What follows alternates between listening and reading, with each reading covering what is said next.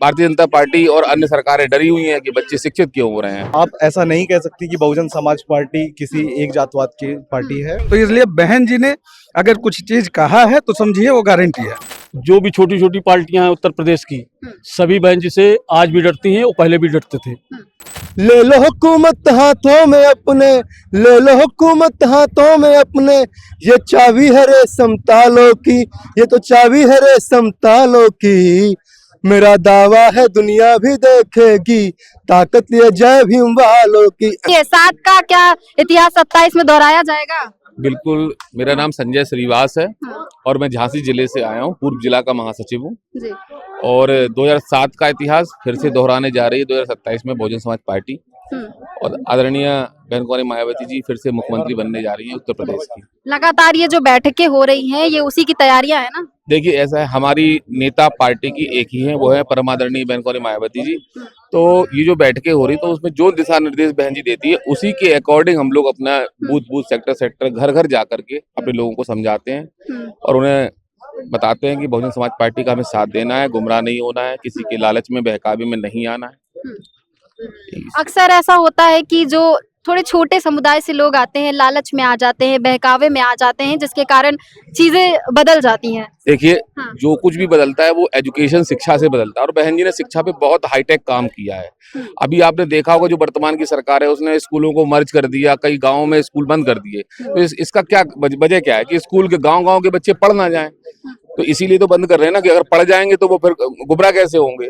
तो देखिए, हम लोग उनको समझा रहे हैं कि बहन जी की सरकार बनाना है इस बार हमें, तो गांव में हाईटेक स्कूल खोलेंगे और जो इस समय जो एजुकेशन सिस्टम है जो हाईटेक, वो गांव में लागू होगा जिस प्रकार 2007 से 12 में हुआ था। तो बच्चे पढ़ेंगे तो बढ़ेंगे।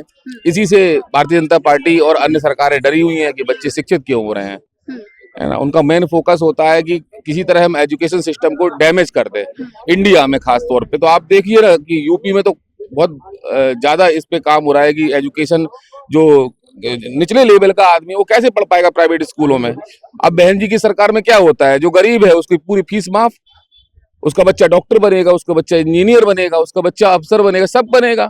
लेकिन इस सरकार में क्या हो रहा, पैसा होगा तो बनेगा, नहीं तो नहीं बन पाएगा। तो इस तरह की चीजें हैं। बेरोजगारी चरम पे है, बीएड वालों का क्या हाल है वो देख लीजिए आप। और जब बहन जी की सरकार थी तो आपने देखा होगा आपका कहने का मतलब है एजुकेशन सिस्टम बहुत लो और खराब है? नहीं, सबके सामने है, खराब है, बिल्कुल खराब है। यहाँ एजुकेशन सिस्टम को मजबूत होना चाहिए, तो यहाँ धर्म की शिक्षा ज्यादा दी जा रही है। तो हम सब देख रहे हैं कि कहीं ना कहीं। अच्छा, पहले हिंदू मुस्लिम होता था, अब ब्राह्मण सवर्ण और SC ST और ये सब क्या चल रहा है? नहीं, UGC लग रहा है। देखिए, ये तो पहले भी होता था। हाँ। जब बहुजन समाज पार्टी की सरकार नहीं थी तो मुझे बता दीजिए कि कुशवाहा समाज हो गया पिछड़े समाज में जो खेती का काम करता था, रायकुवार समाज जो अपना काम करता था, उसके कहाँ मंत्री विधायक होते थे। धोबी समाज हो गया अनुसूचित जाति में, और SC ST OBC में जितनी भी जातियां हैं, कहाँ कोई बनाता था इनको मंत्री विधायक। लेकिन आज बहुजन समाज पार्टी का जो सोशल मूवमेंट है, इसके डर से अन्य पार्टियां इनके मंत्री विधायक बना रही हैं, लेकिन वो समाज का हित नहीं कर पा रहे। वो एक कहावत है कि बोलते हैं कि नाम दरोगा रख दीजिए और तनख्वाह कम कर दीजिए, तो मंत्री बना दिया, पावर है नहीं, है ना। तो वो समाज के लोग भी एहसास कर रहे हैं और मंत्री भी वो मंत्री जो बने हुए वो भी एहसास कर रहे हैं कि हम घुटन सी हो रही है। तो वो सब लोग बहुजन समाज पार्टी की तरफ अपना झुकाव बना रहे हैं और अपने समाज से भी कह रहे हैं कि बहुजन समाज पार्टी को वोट दो, उनकी सरकार बनाओ, और हम लोग तो काम कर ही रहे हैं। क्या लगता है कि सवर्ण समाज जो है, जो अभी ऐसे चीजें निकलकर सामने आ रही हैं कि नाराज चल रहा है भारतीय जनता पार्टी से, जबकि उनका झुकाव हमेशा से भारतीय जनता पार्टी की तरफ था, तो क्या वो निकलकर बसपा की तरफ आएंगे या सपा की तरफ? मेरा नाम अहिरवार अमित वैद्या है। मैं पूर्व जिला प्रभारी झांसी हूँ। जैसा आपने अभी बोला कि सवर्ण समाज या ब्राह्मण समाज की स्पेसिफिकली बात करेंगे अगर अपन, तो ब्राह्मण समाज को विगत में भी बीएसपी ने और परम आदरणीय माननीय बहन कुमारी मायावती जो सम्मान दिया है, जो उनको पोजीशन दी है, वो कोई पार्टी नहीं दे पाई अभी तक। आप अभी देखिए, कहने को होता है कि भारतीय जनता पार्टी का जो वोट बैंक है सवर्ण समाज है, उसमें विशेष जाति को छोड़कर बाकी अन्य जाति की संख्या हो रहा है, आपको पता है। महिलाओं की संख्या हो रहा है, आपको पता है। बच्चों की संख्या हो रहा है, आपको पता है।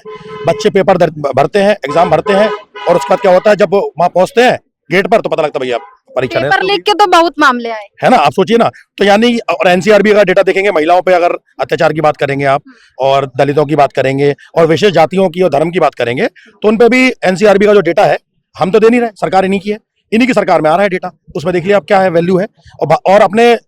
और उत्तर प्रदेश को सुप्रीम कोर्ट ने बाकायदा बोला गया है कि हमारे इसमें लॉ एंड ऑर्डर की बहुत ज्यादा कमियां हैं, उनको दुरुस्त किया जाए।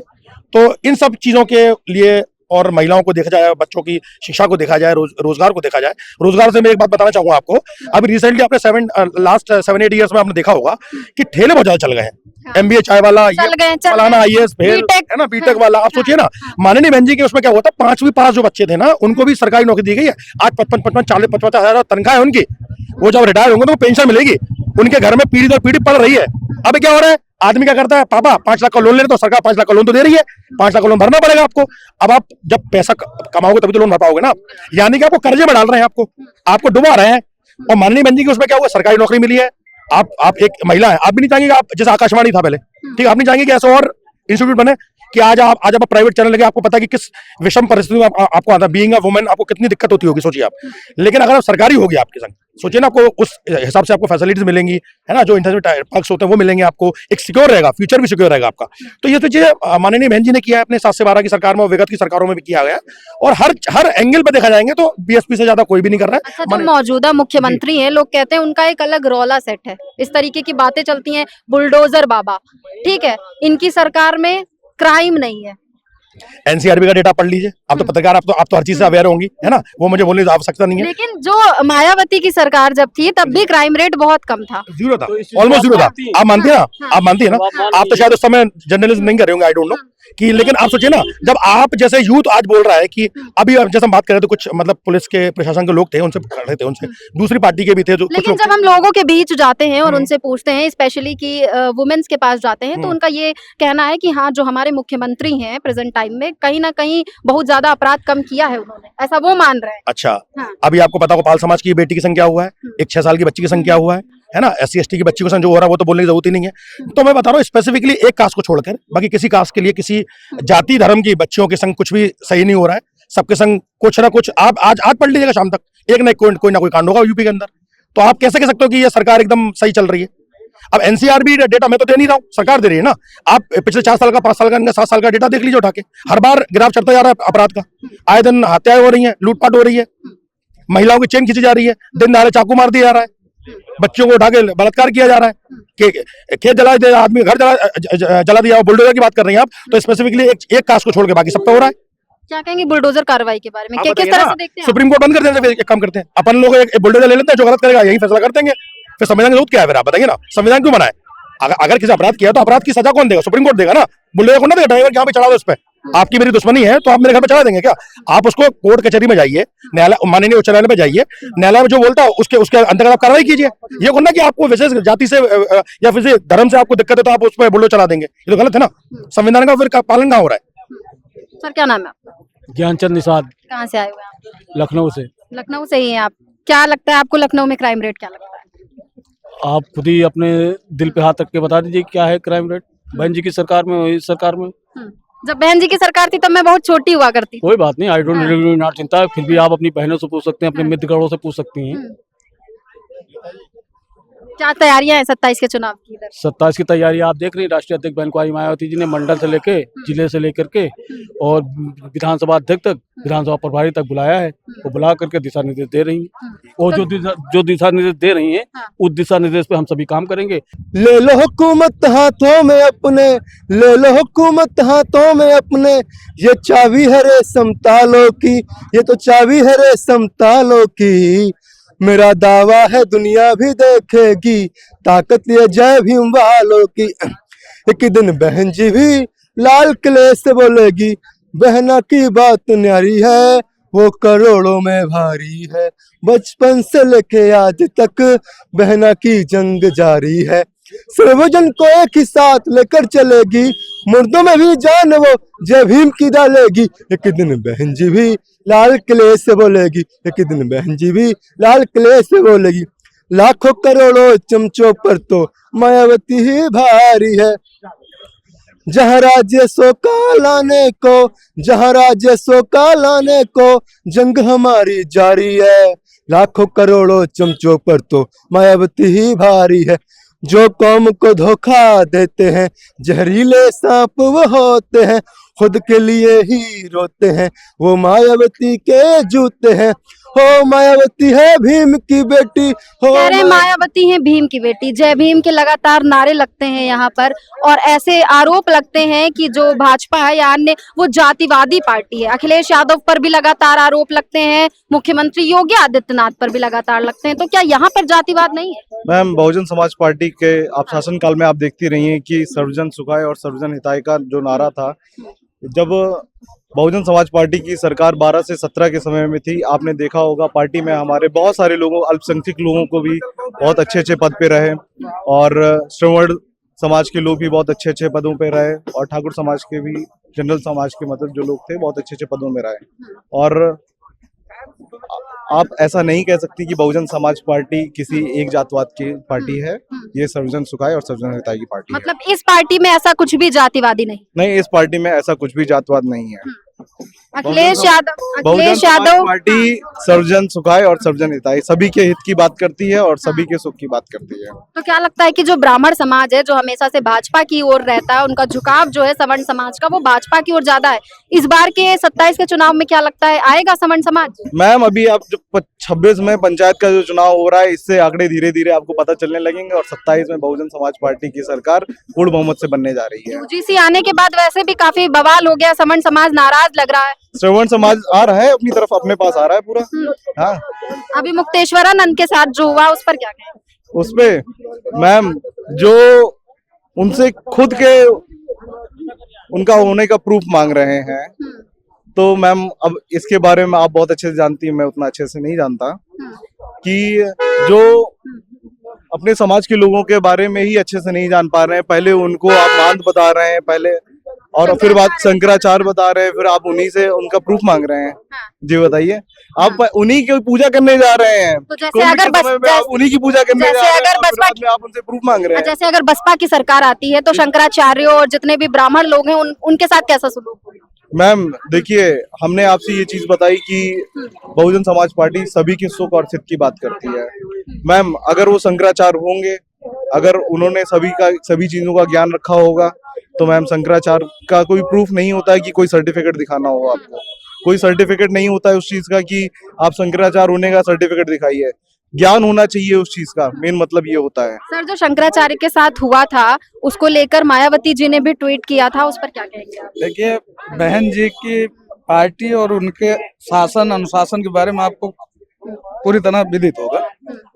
बहन जी की सरकार जब भी थी उसमें उन्होंने इतना अच्छा किया कि किसी का अपमान नहीं किया, किसी का अपमान नहीं किया। इसको तो आप कहीं लिख के भी ले सकती हैं। तो मानिए कोई महापुरुष है या कोई भी है, अगर आप उसका अपमान करेंगे तो ये गलत बात है, और बहन जी ने आज तक ऐसा नहीं किया। ऐसा नहीं किया। 27 के चुनाव की आप लोग की क्या तैयारियां हैं? 27 में बहन जी ने 9 अक्टूबर 2025 को बोल दिया था कि सरकार हमारी बनेगी। अब बहन जी हमारी मुखिया हैं, हमारे यहाँ बहुत सारे मुखिया तो है नहीं, एक ही मुखिया हमारी बहन जी। अब उन्होंने कहा है कि सरकार बनानी है, तो अब सरकार कैसे बनाएंगे वो बहन जी जानती हैं। और हम लोगों को जो इंस्ट्रक्शन होगा, जो हमको सुझाव होगा, वो हम उस पर खड़े रहेंगे। और आपको क्या लग रहा है? अरे, जब बहन जी को लग रहा है तो हमको क्यों नहीं लगेगा? हम जो बहन जी ने कह दिया वो होगा। और जो उन्होंने कहा है वो करके भी दिखाया है। ठीक है, उन्होंने कहा था जब हमारी 2007 में सरकार बनी पूर्ण बहुमत की, उन्होंने बैकलॉग भर्ती देख के और जो भी थी, जितनी वैकेंसियां थी आज तक, तब से लेके 2012 से हमारी सरकार नहीं है, तब से लेके आज 2026 तक, ये जो 14-15 साल जो भी बीते हैं, इनमें आप उतनी एक 5 वर्षीय की सरकार की तुलना करके ये 10-12-15 साल की तुलना कर लीजिए, उतनी नौकरियां कोई नहीं दे पाया। तो इसलिए बहन जी ने अगर कुछ चीज कहा है तो समझिए वो गारंटी है। सर, क्या नाम है आपका? मेरा नाम शमशुल कमर है। कहाँ से आए? मैं बरेली और मंडल कोऑर्डिनेटर और पीलीभीत जिले का रहने वाला हूँ। बहन जी ने मुझे बरेली मंडल जोन का प्रभारी बनाया और मैं बहुजन समाज पार्टी से कम 25 साल से काम कर रहा हूँ। 25 साल से काम? 25 साल से। 25 सालों में क्या कुछ नया आया, क्या कुछ बदला, क्या कुछ अच्छा हुआ, क्या कुछ खराब? बहन जी की 2007 में सरकार आई थी, सर्व समाज की सरकार आई थी, गुंडे मवालियों को बिल्कुल अंडरग्राउंड करने की सरकार आई थी और सर्व समाज को सम्मान मिला था। और 2000 की सरकार में, अब की सरकार में जमीन आसमान का फर्क है। एक तरफा कार्रवाई हो रही है और सर्व समाज की निगाहें बहन कुंवारी मायावती जी की तरफ है। और खासकर जो अखिलेश पीडीए चला रहा है, अखिलेश यादव कहते हैं बहुजन पार्टी जो है वो समाजवादी के साथ आ जाए। बहुजन समाज पार्टी अखिलेश यादव जी के साथ चले जाए, ये तो 2027 बताएगा मैडम। कि आपके चैनल के माध्यम से मैं श्रोताओं को बताता हूँ कि खिचड़ी और मठे का साथ हो सकता है और खिचड़ी और दूध का साथ नहीं हो सकता, कि उनमें मिलावट नहीं होती है। मुस्लिम और दलित जिस दिन बहुजन समाज पार्टी के साथ खड़ा हो गया उस दिन अखिलेश यादव जी को दिखा देंगे कि मुस्लिम और दलित को क्या होता है। हम 50% है और यादव समाज क्या % है, ये उन्हें खुद महसूस होना चाहिए। तभी तो वो मुस्लिमों को साध लिए है ना। मुस्लिम समाज का पूरा विश्वास बहन कुंवारी मायावती जी की तरफ है और सबको ये मालूम है कि अगर बीजेपी की सरकार से निजात दिलाएंगी तो बहन कुंवारी मायावती जी दिला सकती है, अखिलेश यादव की बस की बात नहीं है। चलिए, बहुत बहुत शुक्रिया। तो जैसा कि आप सभी ने देखा कि लोगों में एक अलग लेवल का उत्साह नजर आ रहा था और 27 के चुनाव की ये तैयारियां हैं। कहीं ना कहीं देखा जाए जो लगातार बहन कुमारी मायावती बैठकें कर रही हैं, वो 27 के चुनाव को लेकर रणनीतियां बनाई जा रही हैं और जो भी उनके कार्यकर्ता हैं उनको ये दिशा निर्देश दिए जा रहे हैं कि वो बूथ स्तर पर जाकर जो भी लोकल काम वगैरह है उनको देखिए और उनको पूरा कराएं। SIR को लेकर भी बैठक में बातें हुई हैं और जब हमने लोगों के बीच हम उतरे और लोगों से जब हमने बात की तो उनका ये कहना है कि 27 में तो मुख्यमंत्री बनेंगी ही बनेंगी, लेकिन 29 में उनको प्रधानमंत्री बनाना है।